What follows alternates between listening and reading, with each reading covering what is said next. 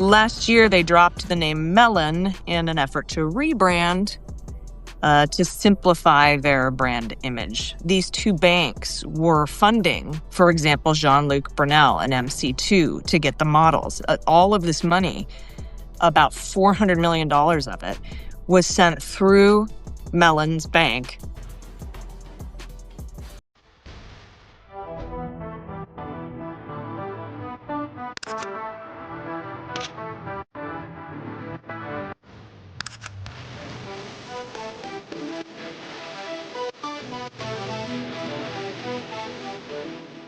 Welcome to the Left Hook and Breakdown with Allison. Both of us are allegedly on vacation, although my vacations are just workcations. I'm in my hometown of the Bay Area, Fremontistan, because later on today I have to go raise funds for an amazing nonprofit to, help people.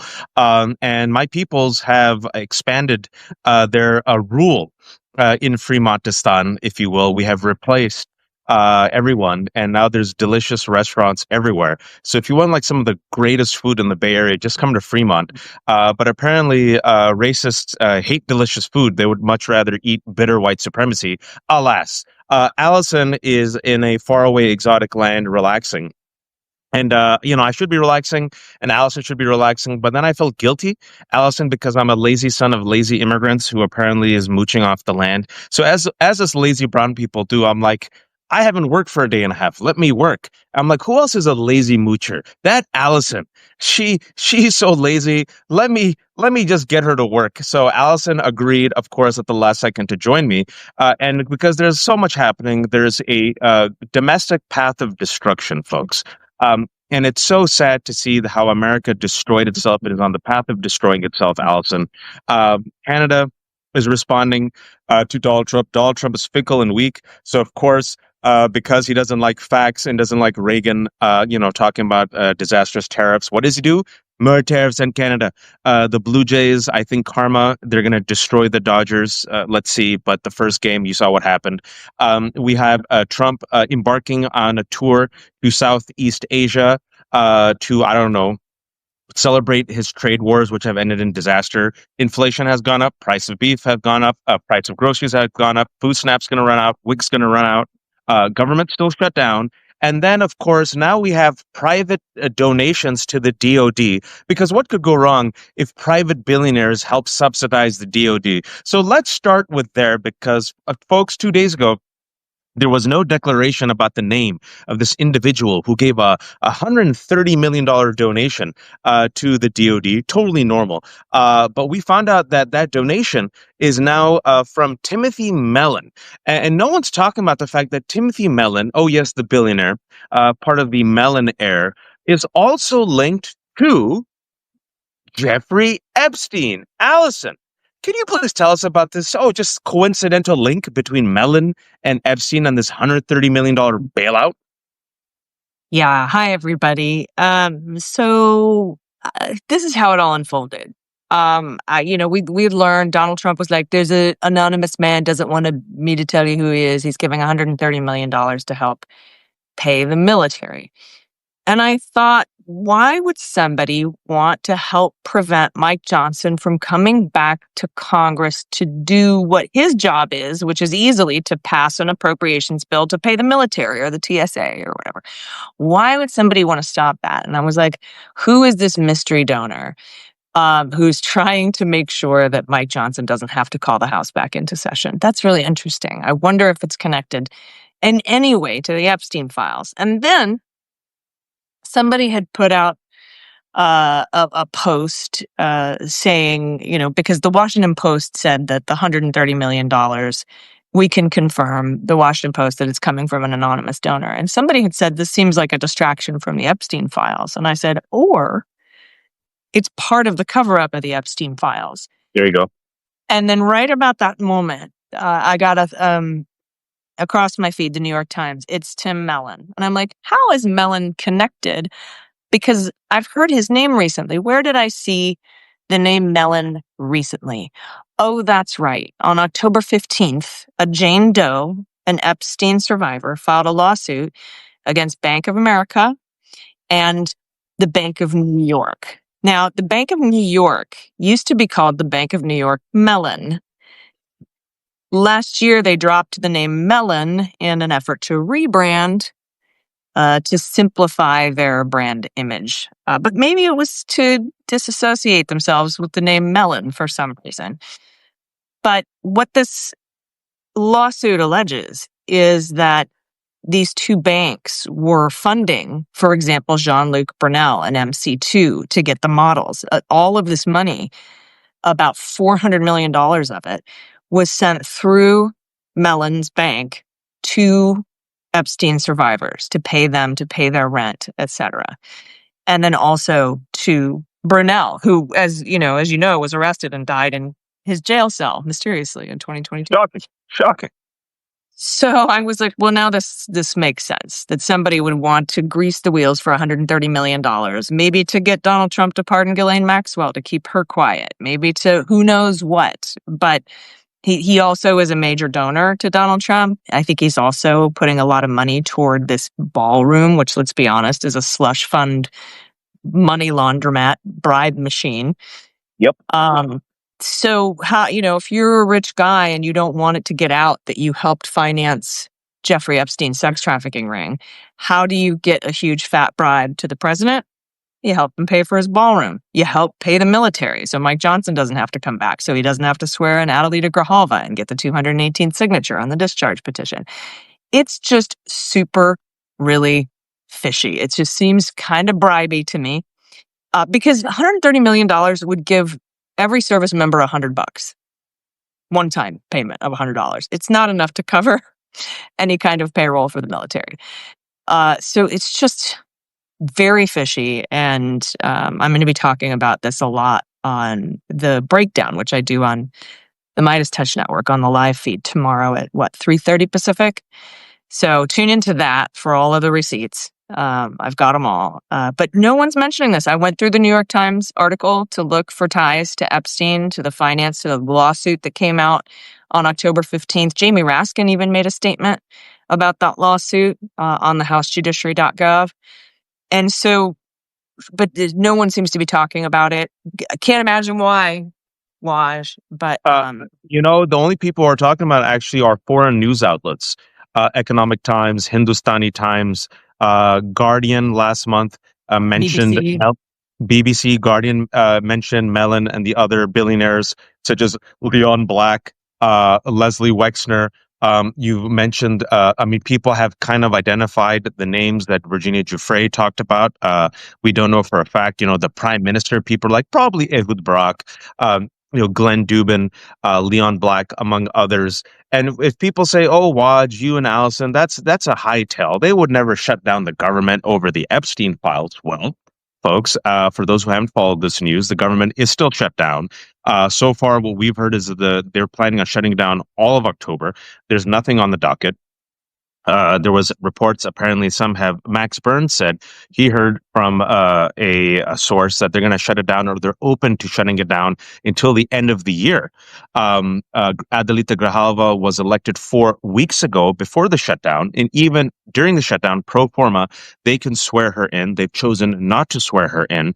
Adelita Grijalva has said she will give the 218th vote for the House to vote to release the Epstein files. As Allison always reminds us, the House Democrats already have a big tranche of documents that they're drip, drip, drip leaking. And then, I know people always say, well, actually, Allison, it's the world, people watch us. They know I say this often. Forgive me. It's the world's worst. I told you so, but I told you so. But people used to say you and me and Danielle and others are crazy. Now they're not saying we're crazy anymore. We said that Donald Trump would be open to pardoning Ghislaine Maxwell. And people said that'd be a bridge too far. And you mentioned, the $300 million given for this ballroom, which has completely destroyed the East Wing of the White House. He lied about that, by the way.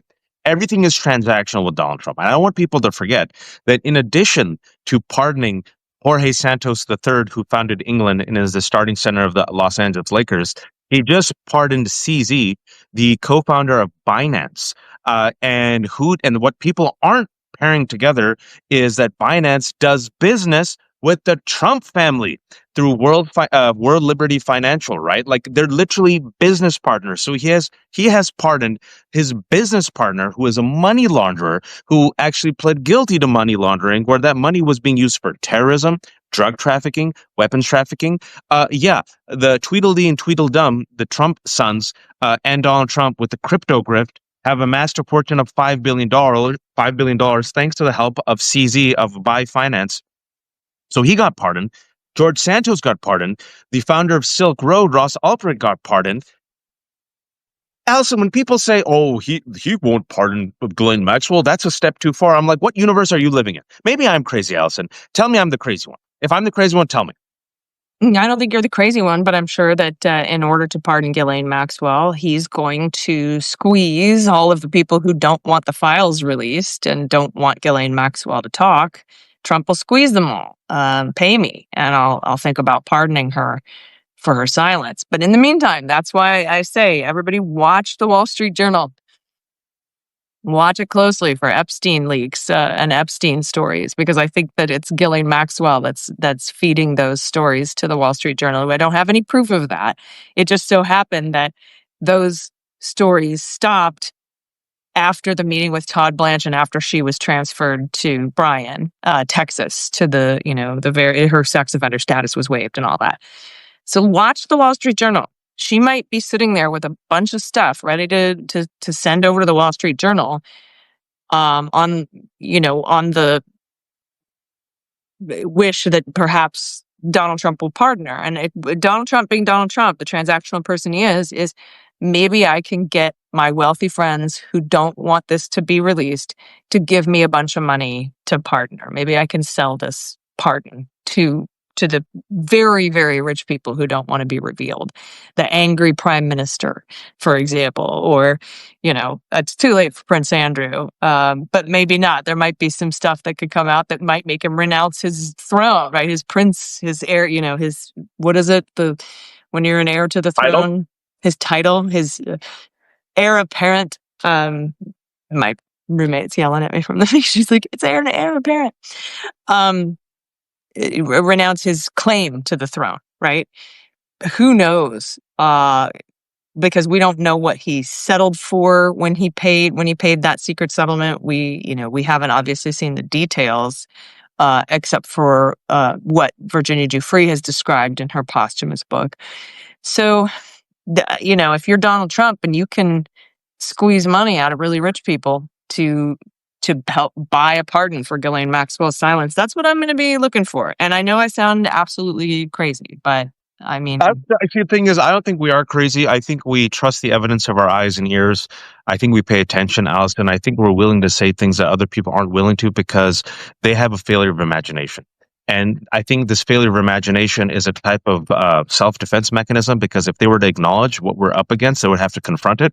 And I think this country refuses to confront the sins of greed and white supremacy. So it's much nicer to simply call it economic anxiety. Oh, can we just all get along? Let's both sides it. Maybe they're not Nazis. Maybe they're not white supremacists. And then literally in the past 2 weeks, like leak after leak, they're saying we're Nazis. In fact, here's a text saying I have a Nazi streak. In fact, here's me with the swastika on the U.S. flag while I'm working at a Republican's office. Here's me with 2,900 pages of Telegram messages where we promote white supremacist conspiracies and talk about putting our enemies in the gas chamber. Hey, we love the Nazis. And then a corporate media and the establishment is, I think they're just suffering from economic anxiety.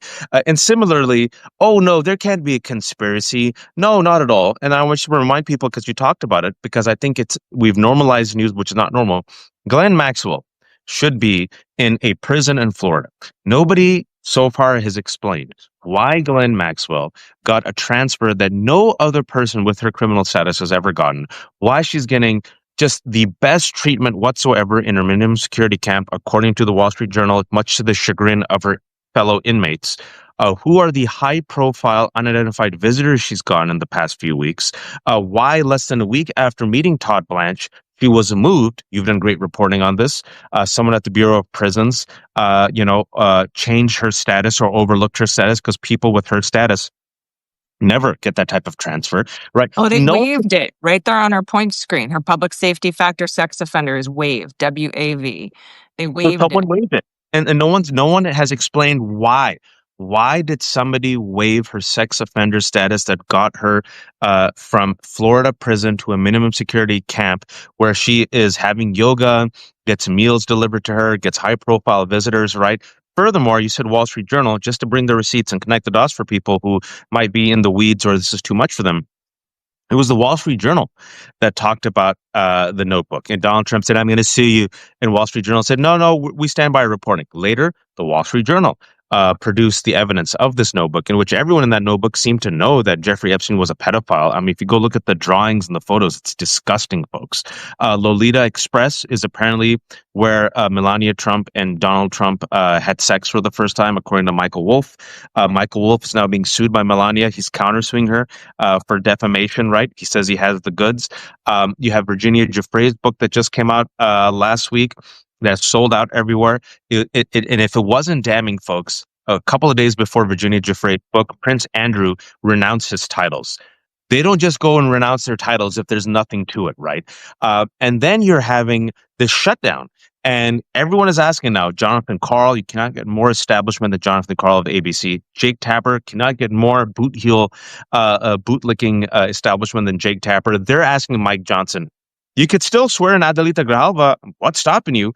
And Mike Johnson's like, my grinder account. That's what's stopping me. He didn't say that, but I had to just throw that in there. We keep saying everything is linked to Epstein, Epstein, Epstein. I've said it. You've said it. I keep saying it's his Achilles cankle, and I am not putting it past him, especially what we see with the the friggin' inexplicable pardon of CZ, who literally admitted to money laundering. And then Donald Trump, when asked about it, he goes, huh? Who? They said he was a good guy. I don't know. Literally, that was his explanation for pardoning Caesar. They said he was there for some other reason. I don't know. Forgot to mention, and our corporate press forgot to mention that he's doing business with the Trump family through World Liberty Financial, which is how they made all the crypto money through meme coin. Literally, they're in business partners. He pardoned him. He pardoned George Santos.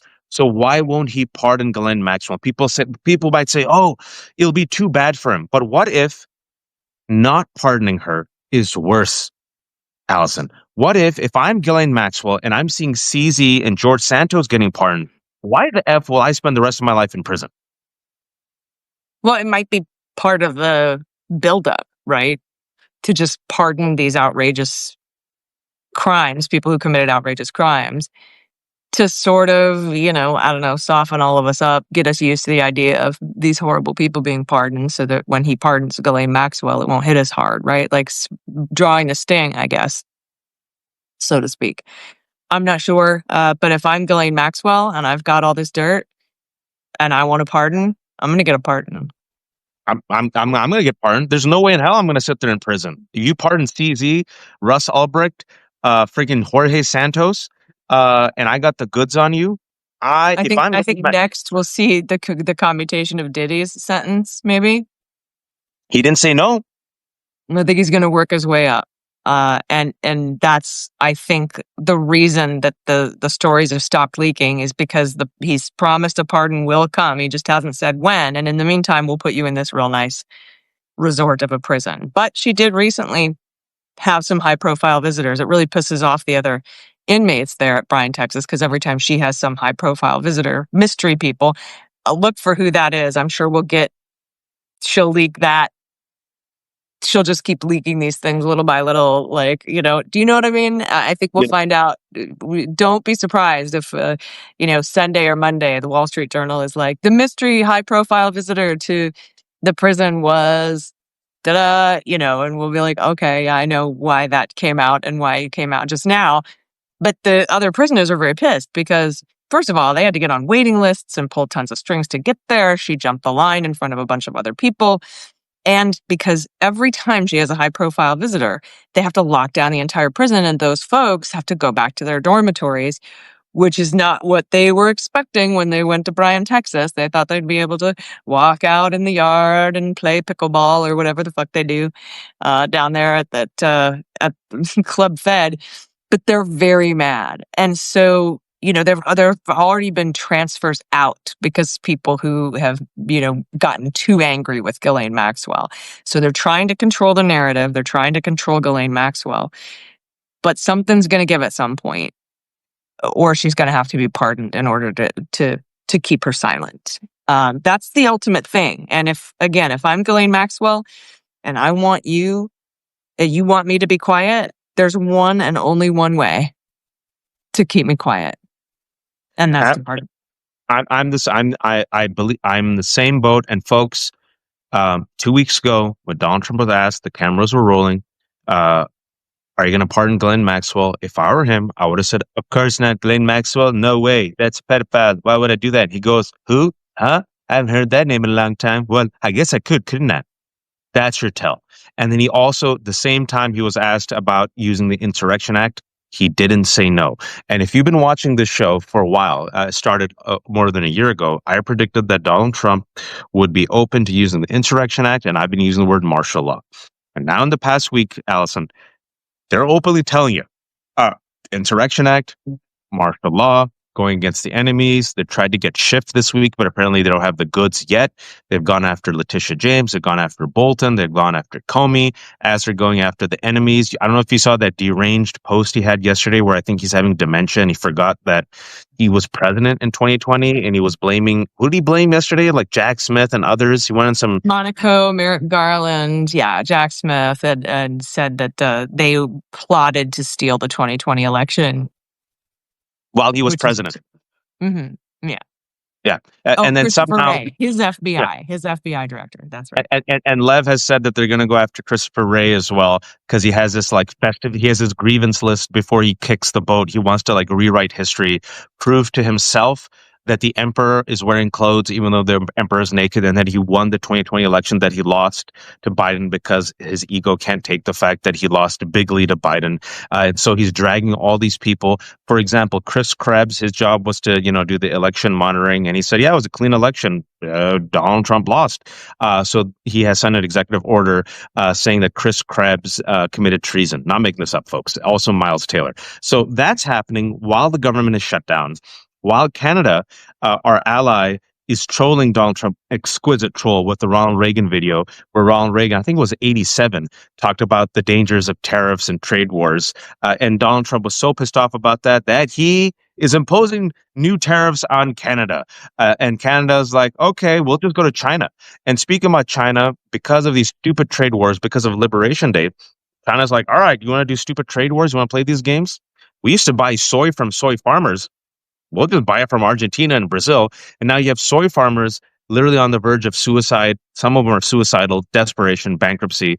The economy is in the crapper. Inflation's going up. And we're about to run out of food stamps. And Republicans are like, we don't care. Talk to us about where we're going to be in 2 weeks, Allison, when it comes to the economy. Well, we found out about an hour ago that Mike Johnson will not bring the House back into session next week. He's canceled another week. So that's just going to continue to happen.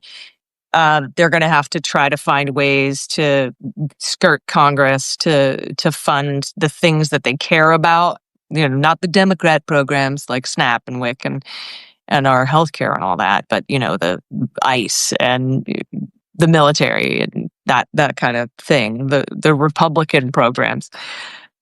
It makes no sense. But Canada, hats off for that troll, and epic that they dropped it in the World Series Game 1 that the Blue Jays completely ran away with. Just rocked them. So here, the Grand Slam, first pitch hitter Grand Slam in a World Series, first Blue Jays Grand Slam in a World Series. Just absolutely fantastic. That place, it was a joy to watch. But where the economy is going to be in 2 weeks, I mean, everything is so volatile right now, and by design. But they want to show they're kind of in a pickle because they have to show that the government can work, America can work without the government, but also that it can't, and that the Democrats are a problem for not funding it.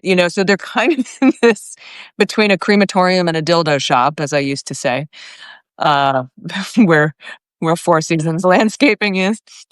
Um, but that's where we're at. They're saying one thing and doing another. Meanwhile, you and I have said that we think he'll invoke the Insurrection Act by the end of the year.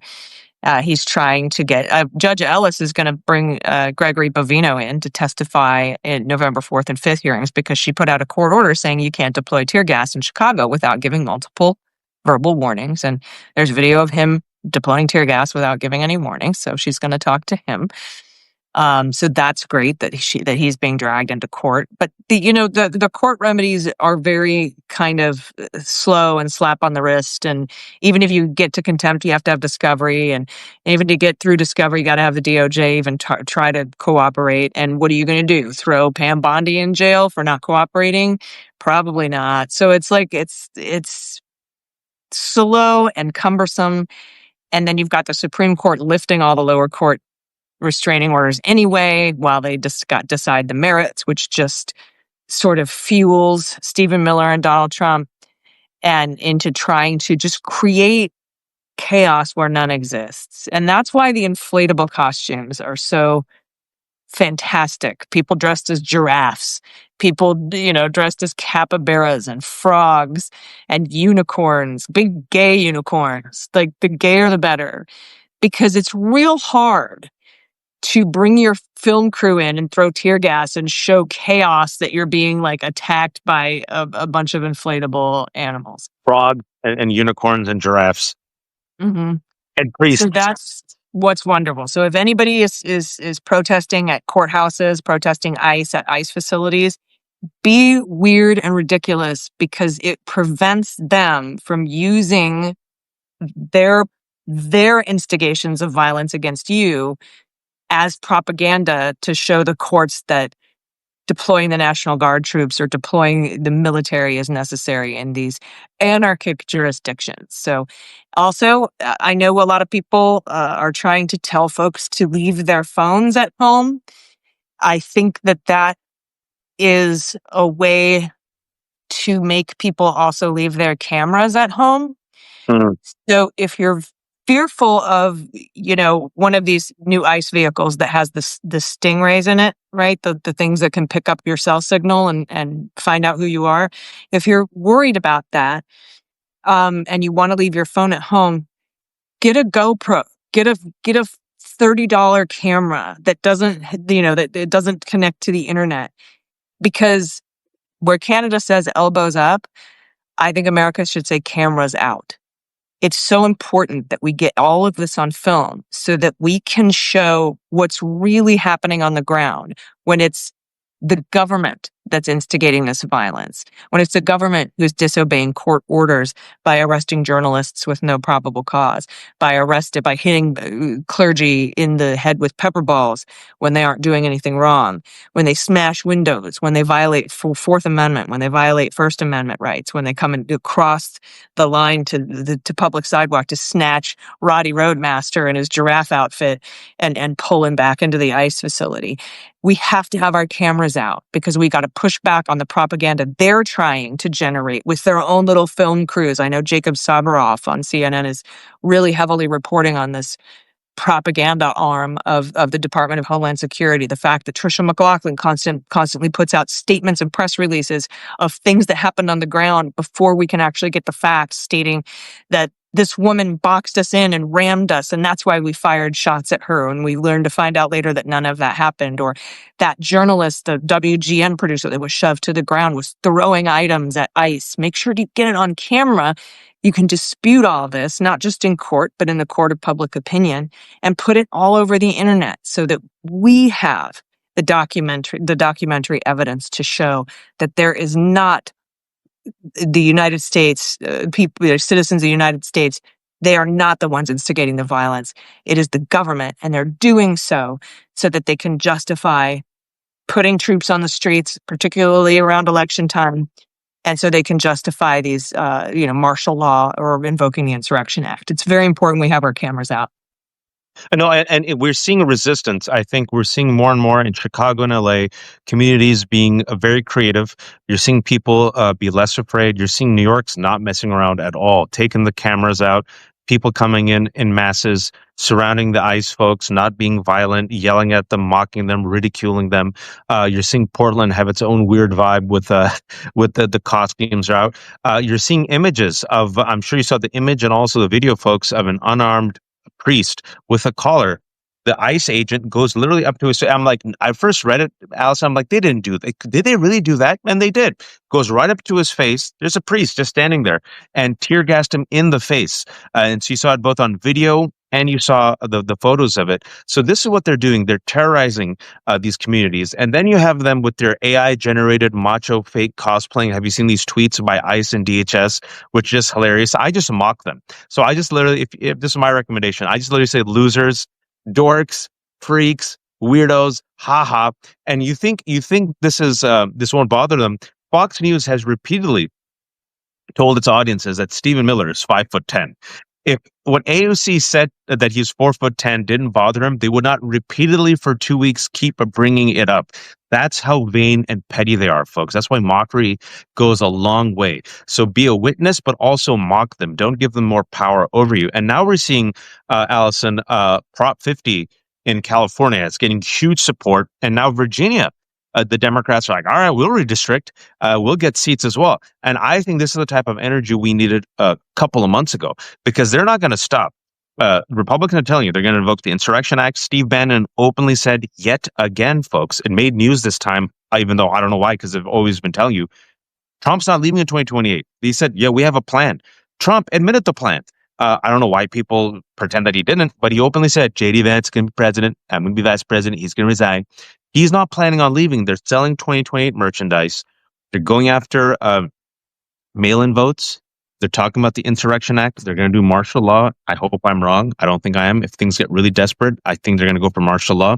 They're talking about they're going to gut the Voting Rights Act. With that, they're going to redistrict, pick up 15 seats. So I think it's all hands on deck. I think this is where you need like mass, bold resistance from the mayors, from the governors, from Democratic leadership.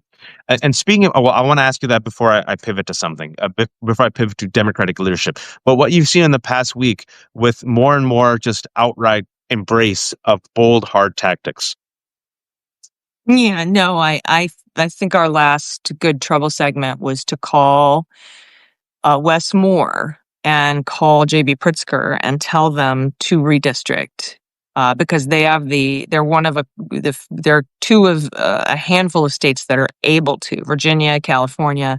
There are states that cannot, because it's enshrined in their constitutions that political gerrymandering is against the rules there. We were trying to protect against what the Republicans are doing, and then they've kind of painted themselves into a corner that they can't do it themselves because they never thought we would have to. But I've been encouraging people to call Governor Wes Moore, call Governor J.B. Pritzker, both who are very outspoken against this administration, but neither have committed to redistricting in their states. But they can, and I think that they should. So that's one step. I personally think all of the Democratic governors should bring an interstate compact together, write a declaration of independence from the Trump regime, air the grievances, talk about what we will not tolerate, to set up a multi-state constitutional convention. This is how we did it in the 1700s. All the states were invited, but not a lot of them showed up, so we didn't have to deal with that. But we should be really focusing on how to build a government post-Trump and to ensure that he leaves office by hook or by crook in 2028. So all of that should be being planned now, not in 2028. You know what I'm saying? Yeah, So, people are saying a soft secession, but we've already seen this inklings of this where I believe it was Oregon, Washington, and California that teamed together to protect healthcare, right? That was a couple, 2 months ago? and some New England states also did, New York, et cetera, had a multi-state compact there. We need to do that on a large scale, and with what I think should be a new Declaration of Independence, which probably, oddly, would look exactly like the existing Declaration of Independence. So, except it's instead of independence from King George, it's independence from this particular regime. That's one thing, but I would like to see more. I would like to hear more out of our blue state governors, and then we can pivot to talk about, for example, Hakeem Jeffries finally endorsing Mamdani. And I think probably because Democratic leadership need Mamdani more than Mamdani need them.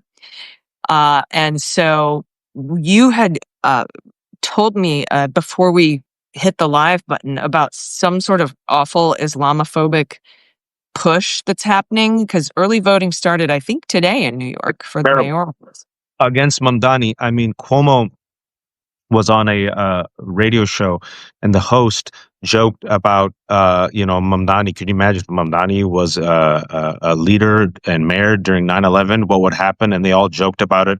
It was disgusting. And then Bill Maher joked about it and endorsed Cuomo. I mean, it's just naked, open, shameless Islamophobia and anti-Muslim bigotry against Mamdani. It's all they have. And it finally forced Mamdani to do a 10-minute speech, a very powerful speech, which for many Muslims were like, wow, this is, we needed more of this.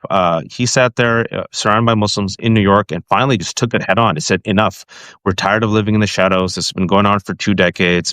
It's affected my aunt. It's affected my uncle, a nice Desi uncle. We say uncle and auntie as a term of endearment. So even if they're not related to you, if there's an elder, he shared a story about an uncle who, with a beard, whose brown skin, said, beta, don't tell people you're Muslim. That's when he was first running for office.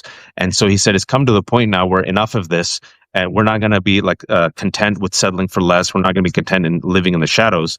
And it was a very bold, forceful statement that I think is very important because anytime we talk about Islamophobia and anti-Muslim bigotry, which is like one of the last bastions of accepted bigotries, right?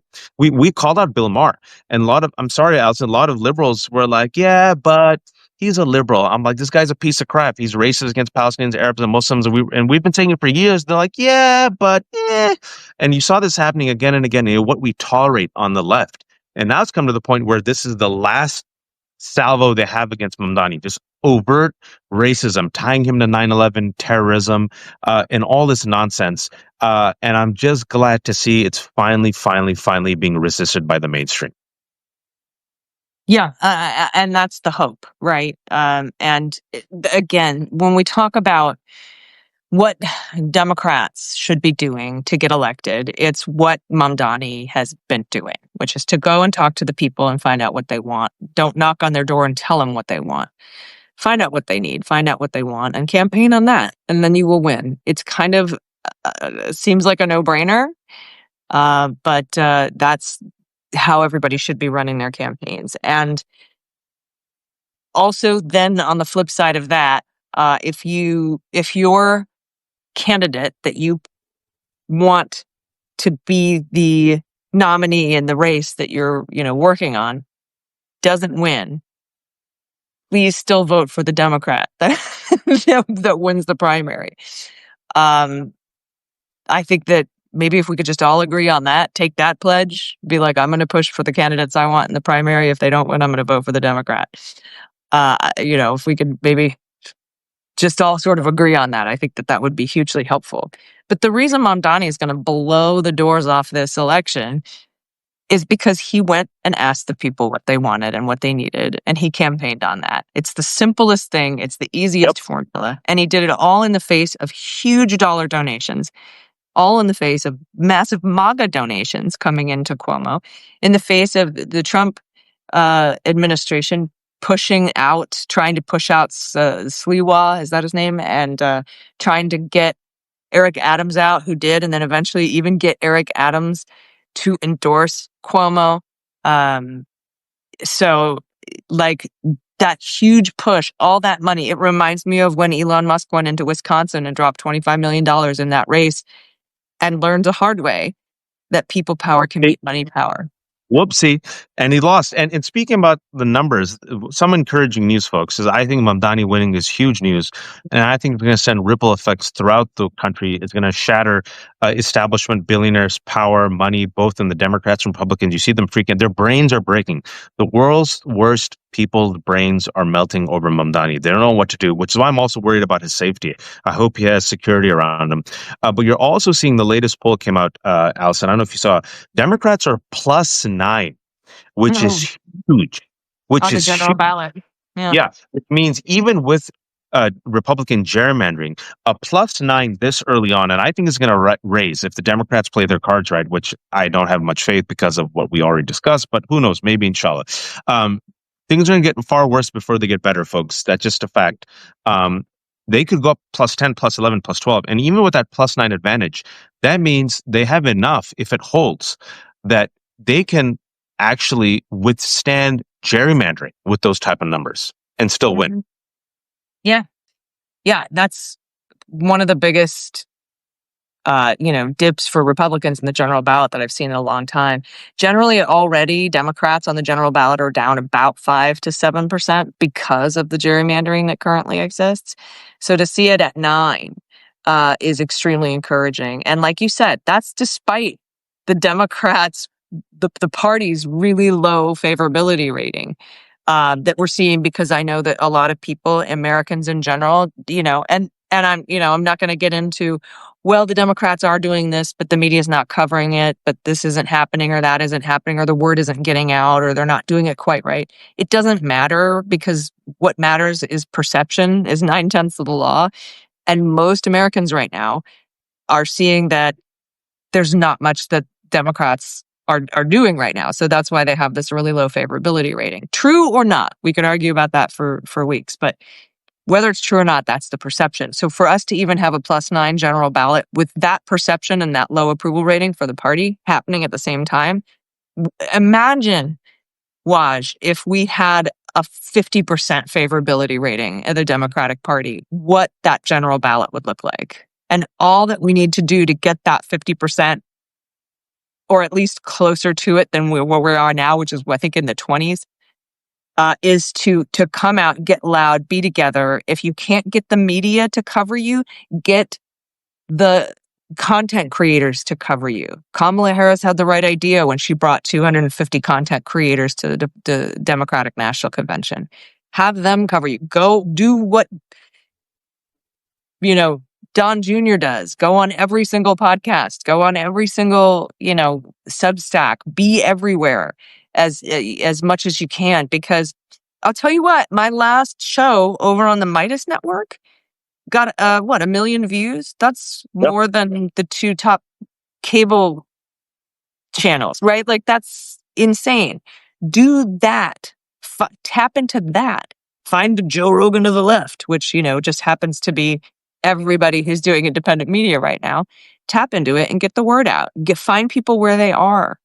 Don't be like, oh, well, we couldn't get on Face the Nation this week, so I guess our message won't get out. Stop it. Yeah, no one cares about Face the Nation except the establishment acts. I'm sorry to say, and folks, you need to keep pushing them, because the message, the winning message, Mamdani gave it to you: affordability. Go against the oligarchy. Go against the billionaires. Go against corporate America. Go against a genocide.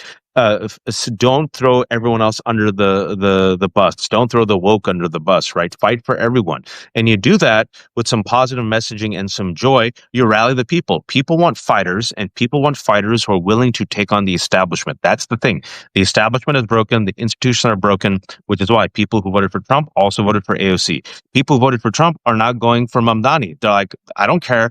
You can call me a Democrat, Democratic Socialist, MAGA. People don't even care about these titles anymore, Allison. They're just like, who will make my life better? Who's going against the billionaires? Who is not supporting a genocide? Who is actually for the people? Okay, you're willing to fight for me? Awesome. That's what people want to see. And this is where I think you're going to see a cold civil war with the Democratic Party, because it took Hakeem Jeffries up to October 24th to finally endorse Mamdani.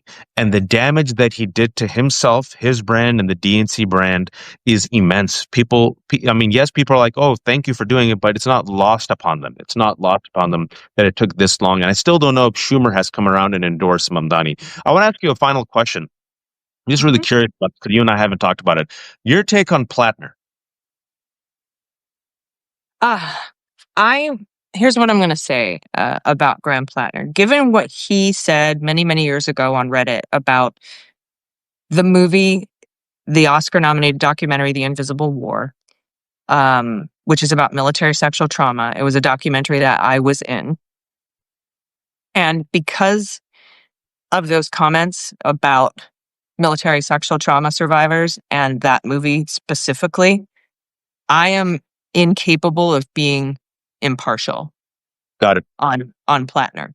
When I started my doctoral dissertation, I was wanting to do the topic. I wanted to do a dissertation on military sexual trauma, and about 3 months in, I had to withdraw that idea because I was just far too biased to be able to add to the body of knowledge without wanting it to skew a certain way. So, given my inability to be impartial on Plattner, what I'm going to say is that I am not fit to offer an opinion that is just not hugely biased against him. So that's where I'm going to leave it. My take on this is the following. This is why we have primaries. And when people say vote blue no matter who, well, the Democratic leadership didn't have that same approach to Zoran Mamdani. And I might not be a fan, and most people aren't fan of Mills. He's still destroying her by 34 points, which also shows you the weakness of the Democratic establishment, that they would choose to put Mills, who I think is 80 years old, against Plattner to run up against Collins. But this is why we have primaries. And I've learned my lesson with the Fetterman mistake. I'm not saying he's the same as Fetterman, but there's too many red flags here.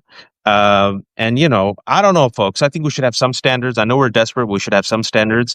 Here, look, this is what I said. What did Plattner, same thing we just said. Why is Plattner so well-liked? Anti-establishment, fighter, affordability, against fascism, against genocide. Someone just carry that message who doesn't have a really, really, really troubling background. Massive, tattoos and comments and Reddits and all that stuff. Okay. Nobody's perfect. Yeah, but a lot of people don't have Nazi tattoos. Just saying. And then, then he has his like shirt off and he's saying, I got the tattoo covered up. I'm like, I don't know, bro. It's just too much for me. Too much for me. Let me ask you this. He took that story to the Pod Save boys to get out ahead of it. So if I ever was able to sit down with him and ask him one question, my question would be, when did you realize that you had a Totenkopf on your chest? When did you, how did you decide that you needed to get out ahead of it? Because you don't need to get out ahead of something that's not bad. So you knew it was bad. When did you know it was bad? Who told you? How did you find out it was bad if you didn't know all these years? That would be my one question. I would like to know that answer. And I'm like, it's thank you, Graham Plattner, for your service. Take care. That's just me. And I know some progressives don't like that, but we need to have standards, folks. I really believe that. And I keep seeing. Look, listen. I'll say this. And I know some people might not agree with this, but I'm going to stand by it. I've been saying it for a while. There are blind spots when it comes to the Democratic Party. The blind spot, of course, we're talking about the oligarchy. We're talking about corporate America sucking at the teat of the rich and the wealthy. And now we're seeing people say enough is enough. Still a major blind spot. I think it's going to be a major litmus test. The second litmus test, I think, is Israel. We've been saying it for more than a year that the base does not support genocide in Netanyahu. And we were told by the establishment, shut your mouth. And look, didn't work. And now you've seen all the numbers where the overwhelming majority of Democrats are like, no, we don't support this. So they're stuck. And you're seeing some of the smoothest talkers being stuck on this issue. Gavin Newsom, blah, blah, blah, blah, Cory Booker, Pete Buttigieg, all got tripped up on this.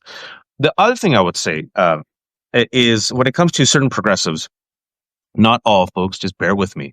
When it comes to many progressive who have this message of affordability, who have this message of going against the oligarchy, who have this message that can unite so many different people, their blind spot often, especially if you're a white progressive, not all white progressives, folks, I hope you understand, has been race and women and the woke. Let's just be honest, Allison, the woke, which now includes women, people of color, immigrants, LGBTQ.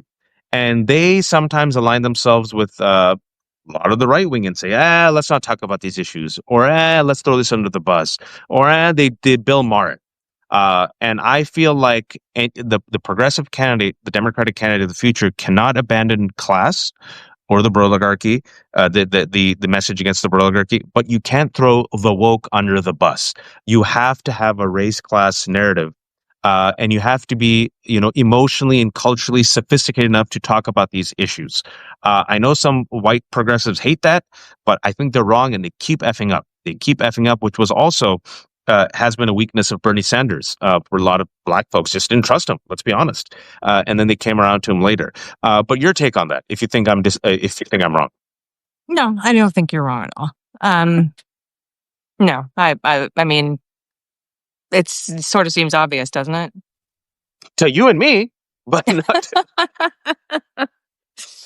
I think Well, that's why Mamdani wins. I think Mamdani, yes, he's got the overarching message of affordability, but being a brown-skinned man, a son of immigrants, not throwing his parents under the bus, not throwing immigrants under the bus, not throwing Muslims under the bus, not throwing illegal residents under the bus, not throwing LGBTQ under the bus, I think that's the perfect combo.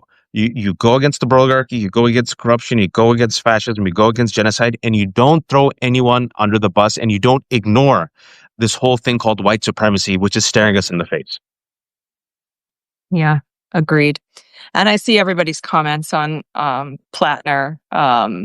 Somebody had asked if he had a swastika tattoo. No, he's got what's called a Totenkopf, which you can look up, Skull, Totenkopf. right? Skull. It's that Nazi skull and bones. It's a Panzer SS group symbol from Nazi Germany. And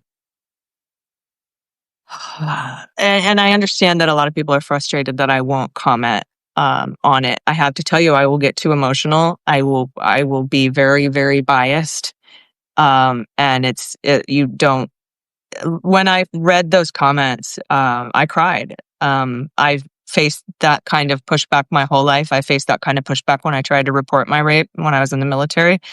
I've pushed back on it for decades, trying to get the Military Justice Improvement Act passed. I wrote about it in the Washington Post, trying to get leave approved for women and active duty service members who might be raped, that could be trapped in states that don't allow access to reproductive health care. It's a very, very personal thing to me. And I'm going to, just for now, I need to not weigh in on that, because I will be weighing in an extremely biased manner. And it's I like even the Totenkopf tattoo. I'm like, all right, maybe he was a drunk Marine in 2007 and just pulled a skull and crossbones off of the Flash, whatever. It was what he said about rape survivors that just, it was so visceral and so personal that I just don't have, I can't respond to it in a rational way. And so I think I don't think you should, I don't think you have to, and I think it's look. Everyone's like, stop with the purity tests. You got to have some standards, folks. That's all I'm saying. And the more and more and more and more stuff come out, right? It's like not just one. It's just like first it was Reddit comments, and with the Reddit comments, I'm like, eh. Then it was more comments, and then it was the tattoo, and then I'm just like, like really, you're telling me this is the best we can do? This is it. This is the best we can do. I don't know. If he wins, I hope he does have a change of heart. I hope this is who he is now. I hope he has learned from his mistakes. What can I say? But this is why you have primaries, folks. So that's where I'm at. This is why you have primaries. I think you should have some standards. And I'm telling Democrats, look at why he's so successful. Look why he's still beating Mills. Run on that type of messaging and campaign. And, maybe you can have someone with a better character and who was a grown man and didn't do this stuff. That's all I'm saying. What happens at the end, we'll see. But it's okay to have some standards, folks. It's okay to have some standards in America. You can be better. You can respond in a better way. That's just me. All right, Allison, thank you so much. She is on vacation. I'm allegedly on vacation, but I felt like I had to talk to someone. we suck at vacation, Waj. We suck at vacation. Are you telling people where you are or no? No, but we suck at vacation. We suck at capitalism. Yeah, and she's in a really nice place, so I feel extra guilty that I actually dragged her on. But she said yes. Folks, this is Allison. She's at The Breakdown. She also hosts the fantastic daily podcast, Daily Beans, which does a Cliff Notes version of all the news with some humor and a few swear words. And she also produces videos for Midas, and she also doesn't sleep. Like me, she's a terrible capitalist. She's independent. Everything is for free. So she's like Blanche Dubois. She live depends on the kindness of strangers. So if you can give a few dollars and become a paid subscriber to the breakdown, and listen to Daily Beans and subscribe. And if you have a few bucks left over, hey, I got a whole bunch of kids. I'm independent also. But first give money to Allison, then only if you have a few bucks left over, become a subscriber to the Left Hook. But everything's free regardless. I want people to be informed. And folks, take care of yourselves. Allison, I will not bother you tomorrow, but I might bother you next week. I hope you enjoy your vacation. And for those 1,800 people on a Saturday, thank you so much who missed us late. We're going to have this up on our Substacks later today. It's going to be free, so you could watch it. We talk about Mellon. We talk about the donor who gave $130 million to the DoD. Totally nothing to be worried about, that we're selling off the White House in America, just private donors. Mellon happens to be connected to the Epstein and the Jeffrey Epstein. And we talk about the Epstein files. We talked about Ghislaine Maxwell. We talked about Canada, the tariffs. And we talked about resistance. And then we also talked about Zoran Mamdani and Plattner. We covered a lot, folks. So thank you for joining us on a Saturday. Take care of yourselves. Allison, enjoy your vacation. Say no to everyone else. Go Blue Jays. And Blue Jays, folks, listen. Oof. Canada already beat America in hockey. And I'm telling you, if the Blue Jays beat the Dodgers, Trump is going to be pissed. I'm from the Bay Area. I'm genetically predisposed to rooting against LA teams. Forgive me, anyone from LA. So with that, I say, go Blue Jays. Thank you, Allison. Take care, everyone. Bye, everyone.